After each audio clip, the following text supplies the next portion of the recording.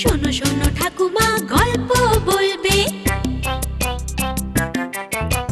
ঠাকুমা ঝুলি খুলবে, মজার গল্প বলবে। ঠাকুমা ঝুলি খুলবে, মজার গল্প বলবে।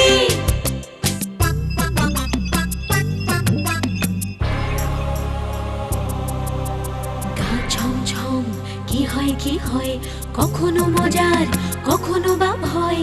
গা ছমছম কি হয় কি হয়, কখনো মজার কখনো বা ভয়।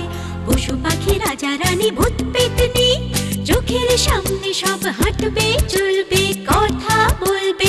ঠাকুমা ঝুলি খুলবে, মজার গল্প বলবে। ঠাকুমা ঝুলি খুলবে, মজার গল্প বলবে। ঠাকুমা ঝুলি খুলবে। এক গ্রামের প্রান্তে এক বুড়ি বাস করত। প্রায় ভেঙে পড়া এক মাটির বাড়িতেই থাকত সেই বুড়ি। বয়সের ভারে তার বাড়িটার মতোই নুয়ে পড়েছিল সেই বুড়ি। পাড়ার বাচ্চারা তাকে জুজু বুড়ি বলে জানত, আর মনে মনে খুব ভয় পেত। ভয়ে তার কাছেই ঘেঁষত না কোনো বাচ্চা।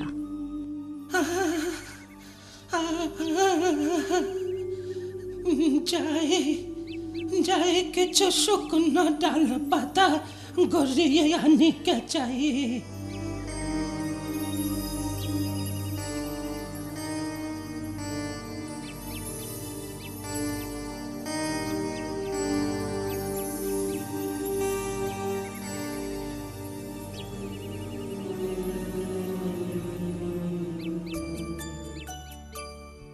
মিনু, ও মিনু, এখানে চুপটি করে বসো, আমি তোমাকে খাইয়ে দিই। না, আমি খাবো না। খাবি না মানে? না খেলে কোকো সব খেয়ে নেবে। ওই দেখো, ওরা খেতে চাইছে, দেখেছো? শিগগির এসো, এখানে এসো। আয়, যা, হুশ হুশ। বললাম তো আমি খাবো না। মেয়ে তো বড্ড বায়না। বেশি বায়না করবি তো একদম জুজুবুড়ি ধরেই দেবো। এদিকে আয় বলছি। চুচুবুড়ি? হ্যাঁ, বাঁচতে চাস তো শিগগির আয়, খেয়ে নে।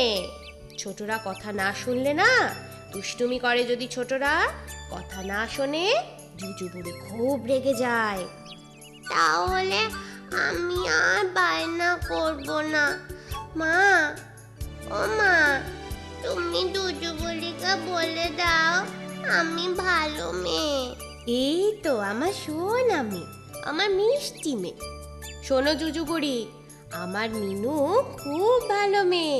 ওকে ধরে নিয়ে বস্তায় ভরো না যেন, বুঝেছো? ও সব খাবার খেয়ে নেবে।